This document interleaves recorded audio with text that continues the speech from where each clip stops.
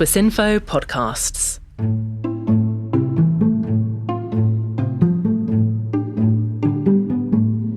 This is Inside Geneva. I'm your host, Imogen Folks, and this is a production from Swissinfo, the international public media company of Switzerland.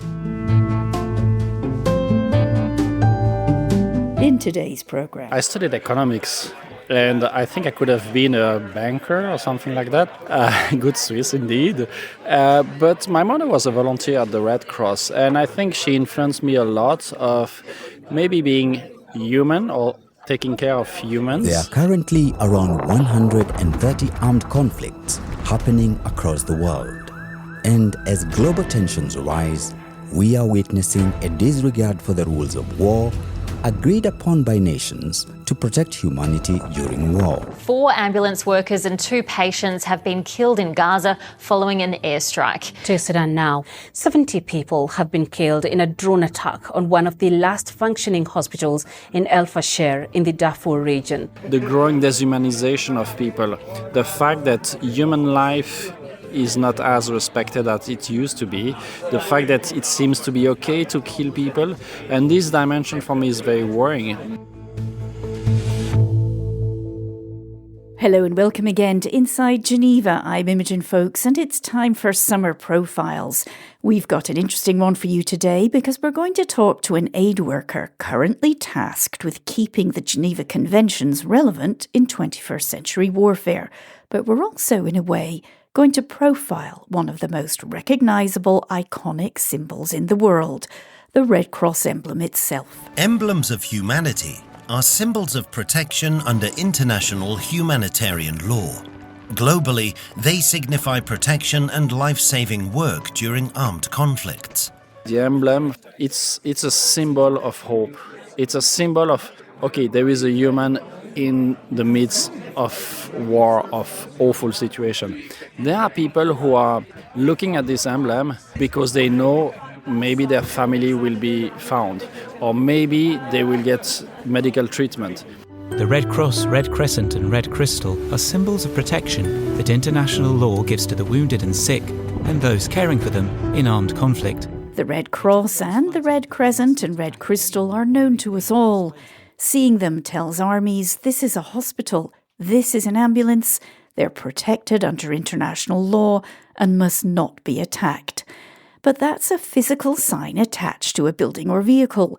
What happens when it's not a physical entity, but a computer system containing sensitive data or software running life-saving hospital equipment that's being attacked? The fact that cyber attacks are more and more done by machine, we are talking about a machine talking to another machine. And this certificate is a way to identify something that the machine will understand and not attack. And what are the consequences? The distress of people not being capable to get their information online because it was hacked.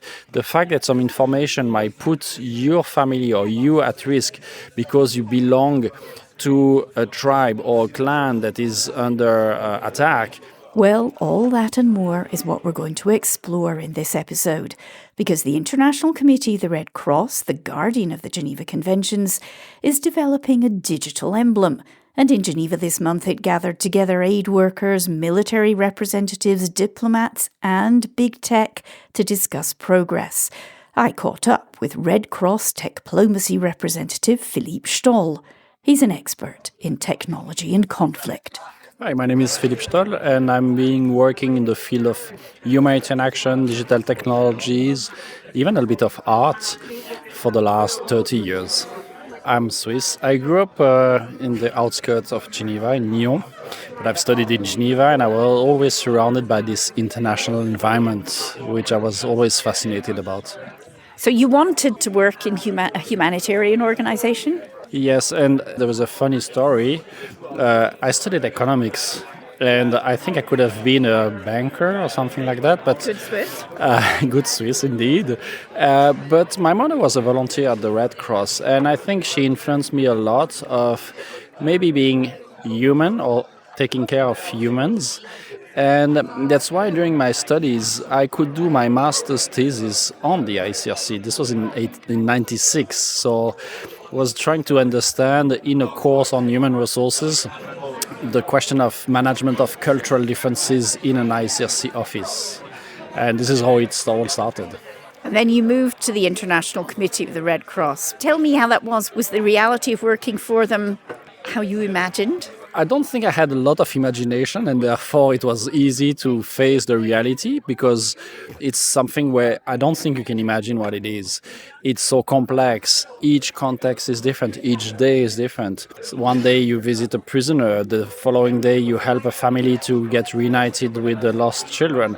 The next day you will spend your day in an office for hours writing a report, which is not super sexy. Or the following day you do distribute food. So the idea of having something which is never the same day is something interesting. And it's also something where you are diving really deep into societies, into cultures that you don't know. And this is fascinating. Tell me then about your postings, where you went, what stands out for you, maybe good and bad. I don't know, I forgot the bad part, most probably. But I think that the one thing that I really care and I really nurture as something that was what I wanted to be and what I hope I am is this human dimension. There are many things you can try to solve which are super complex that go beyond you. But being nice with others is what comes back to you. So I've been in different positions, different places, such as the north of the West Bank, Sierra Leone, India. I did some short mission in Afghanistan, in Ukraine, in Myanmar, in the Philippines, etc. And it's about trying to bring the little hope of humanity. It sounds very strange sometimes, it's very small, but trying to understand the people, trying to be nice with them, potentially finding a small solution to a big problem is better than searching for big solutions to a problem that you would never be able to solve. Well, I mean, some of these places, you talk about the West Bank, of course you can't solve it. I'm just wondering, working there, when you see that part of the world now, does that make you feel a bit, what's this all for? There is one thing I'm concerned, not only by this region, but in general around the world, is this question of the growing deshumanization of people. The fact that human life is not as respected as it used to be. The fact that it seems to be okay to kill people. And this dimension for me is very worrying. The discourse of powerful people speaking about a country, speaking about a population, speaking about a type of population is something that I'm worrying, because this gives an example to the others who are maybe less in power, but they still have power. And this dimension is very worrying. The other part is also, I'm so much aware of what I can bring in general. So it's also, I'm not expecting to bring world peace. I'm who I am. And I try to do what I can do the best way I can. And that's what will, for me, make a small difference. We're here today to actually talk about the emblem. Let's talk about the original one, the one that's on bibs that you wear. They're on your vehicles, they're on hospitals. How do you feel the physical traditional emblem is respected these days?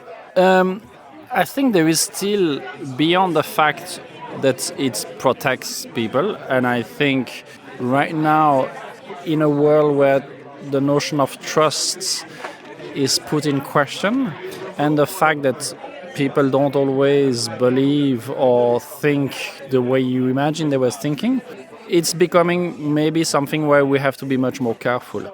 I also like the emblem for what it stands for. It's a symbol of hope. It's a symbol of there is a human in the midst of war, of awful situation. There are people who are looking at this emblem because they know maybe their family will be found, or maybe they will get medical treatment.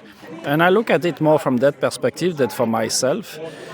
We know that the question of geopolitical balance, violence, etc. is increasing the fragility of such a symbol.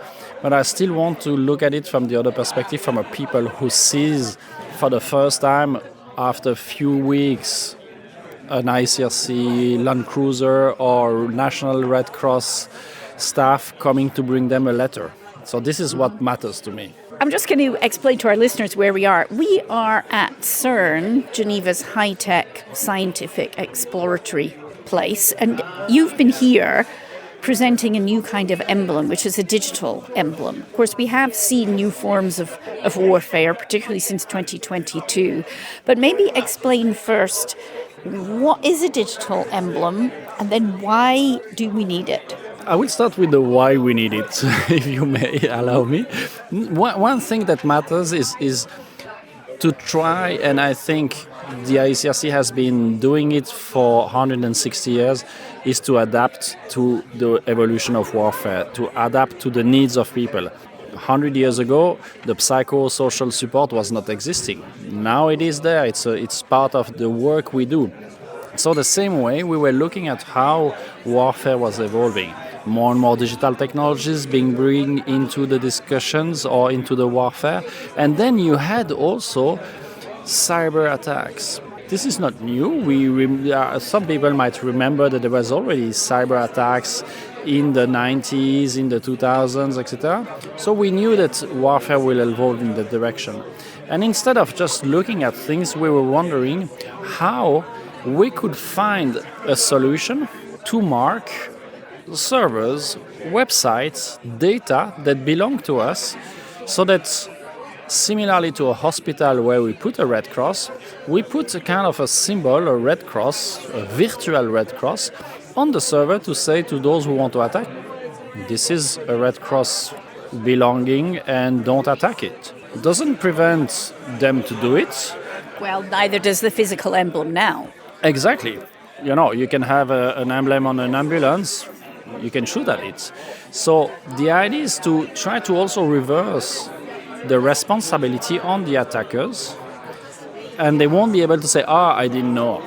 No, you have a certificate, you have something. So from a technical perspective, those who will conduct cyber attack will understand that they are putting their fingers into something which belongs to the Red Cross.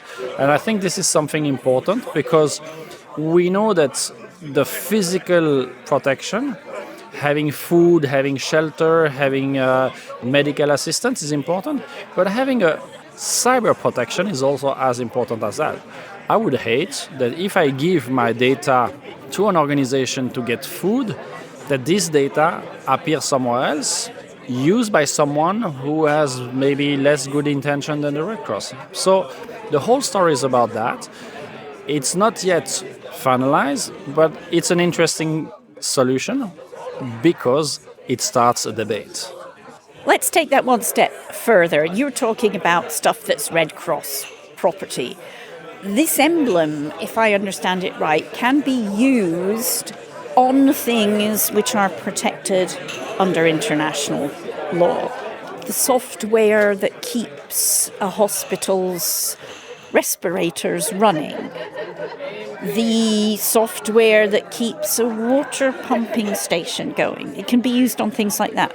If it is within the work or belonging to the Red Cross, Red Crescent movement, or if it's medical units of armies, those who are allowed to use today the physical emblem. Now what is interesting is that we are opening a door to other potentially protective emblem. We have heard today about the Blue Shield, which is also protection of cultural goods. Why not having something for critical infrastructure, so a nuclear power plant, dams, etc.? But at least we are trying to push boundaries, we are trying to bring people around the table. And for me, it's also something quite refreshing, if I can use this word, to see that we have the tech sector, we have legislators, we have standard authorities, we have states, but we have also potentially hacker group with whom we have to discuss. And at the basis of the work of the ICRC, it's about discussing with everyone and bringing everyone around the table, maybe not finding the perfect solution, but at least starting this discussion is already key so that we move towards better protection in the cyberspace. For the non-geeks among our audience, let me just ask you what might seem a silly question to you, but how is this digital emblem going to be different from, say, one of these constantly updated maps that the military has with GPS markings that say that's a hospital, that's a water desalination plant, that's a school? How is the digital emblem different? It's not so different. The idea is to have a system which is quite decentralized, which is agile enough that if there is a change, let's say today, if we have a building which is our office and we move the office, we remove the Red Cross. So the same way, if we have a server, we have something that is belonging to the movement and we decide to move away because of whatever reasons, we need to have this capacity to change things. The idea is really something which is invisible to the human eye, that the machine recognizes it. There is still an operator behind to say, okay, I'm saying that this computer or this server belongs to us, so there is a human interaction. But the fact that cyber attacks are more and more, I won't call it automatized, but somehow done by machine, we are talking about a machine talking to another machine. And this certificate is a way to identify something that the machine will understand and not attack. And this is a little bit why we want to go to standards. So, and let me see if I explain this right. You're basically talking about hack and attack, I think. And this could be done at the moment by a human hacking into a system. Increasingly, it could be done by a machine hacking into a system. The idea is that either the human or machine gets far enough into this system, then sees the emblem. I mean, this person just be sitting at home in their darkened room on their laptop. They see this emblem that, this is actually a protected system. Is that how it will work? Exactly. It's exactly that. I think the human doing only one attack per hour or something like that, it's the past. It's in movies in the 80s. This has happened. Now it's huge quantities, and you generate a program that do the thing for you. So that's also why we are looking at a machine that can recognize. And this is why having the different interlocutors or sectors working together, which will allow to have machines, to have the standards, to have the something that is recognized.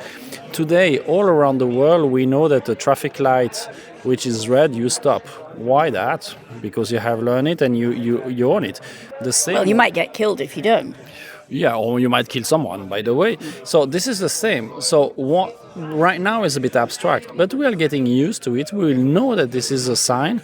The computers themselves, we know that this is a sign, and maybe one day these attacks will be avoided because the system, the standard will be saying this is a protected server, this is a protected data. And we shouldn't underestimate the damage to real human life that a cyber attack on a health system or a water or a power system could do. This is correct, and this is a difficult part. Very often, when we speak about an earthquake, torture, hunger, bombing, even if you haven't lived in a context of a crisis or conflict, you understand it. There is a physical dimension. If I speak about cyber attack, it's so abstract that sometimes we have issues to understand the harm.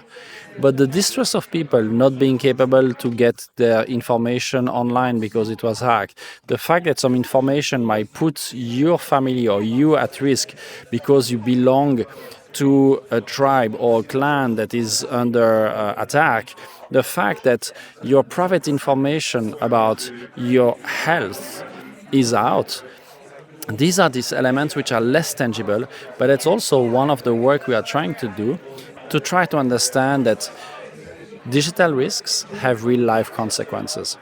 And if we don't go there, the regulation will be very difficult. Just one more slightly geeky question, and this is very much, I find, like typical of the International Committee of the Red Cross. You're going to set up this emblem.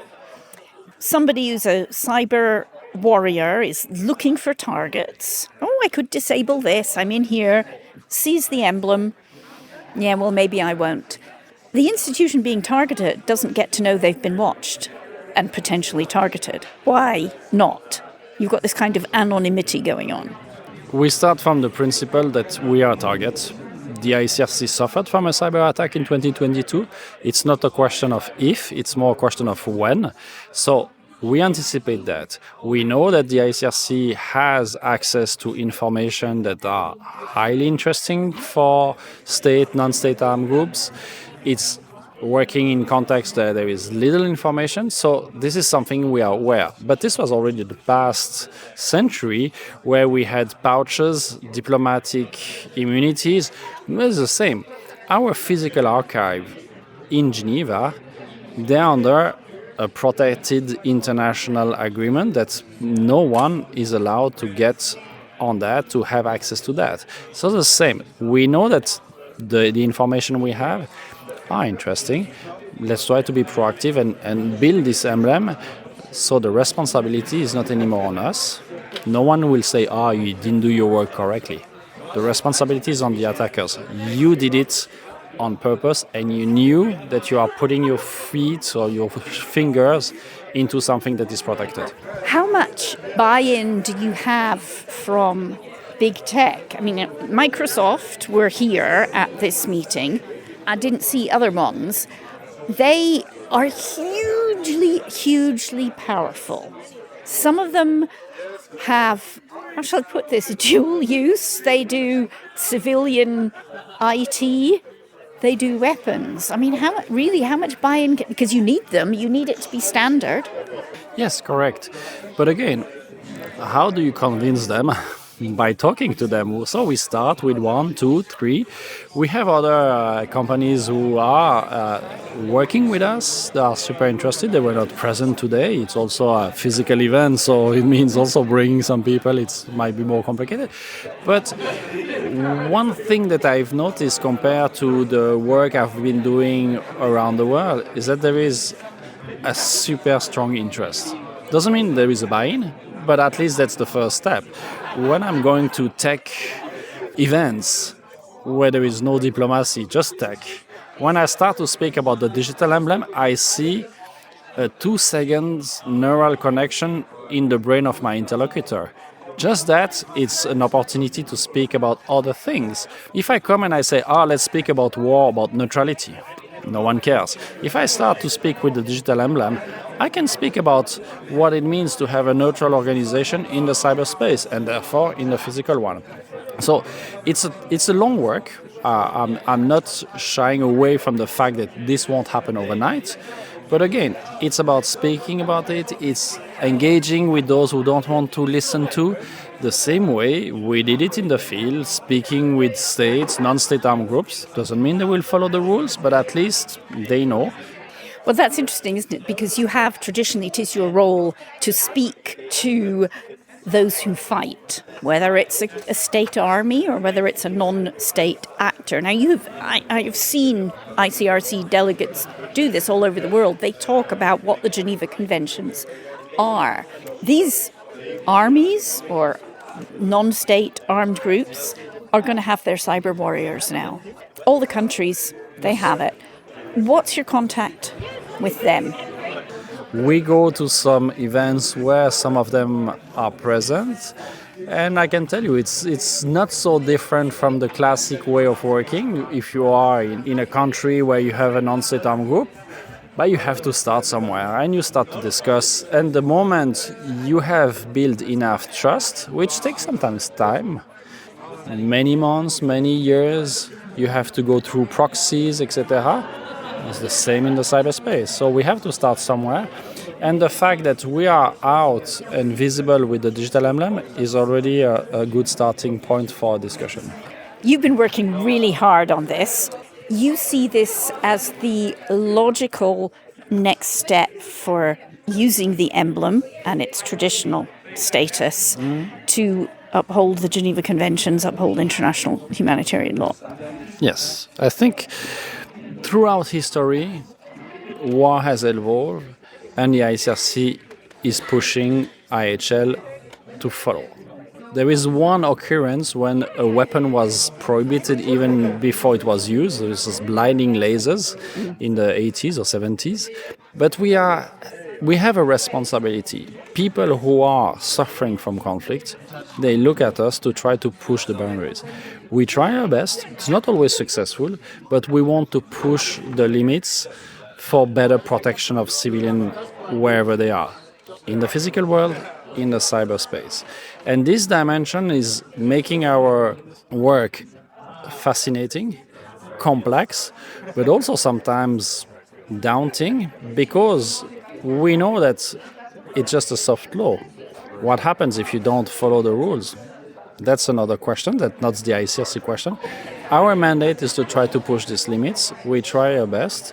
And I think today's event is a demonstration that we can go a little bit further than what people think in trying to anticipate some of the risk of tomorrow.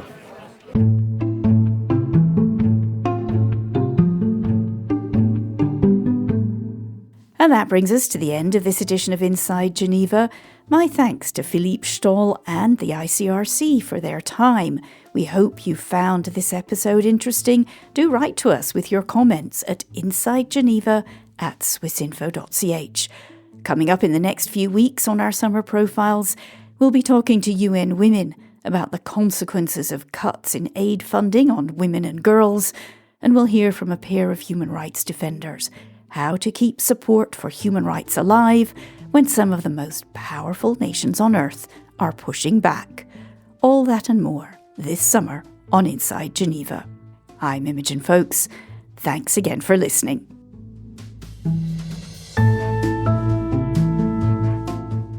A reminder, you've been listening to Inside Geneva, a Swissinfo production.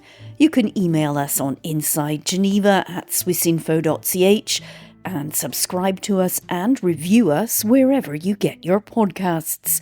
Check out our previous episodes, how the International Red Cross unites prisoners of war with their families, or why survivors of human rights violations turn to the UN in Geneva for justice.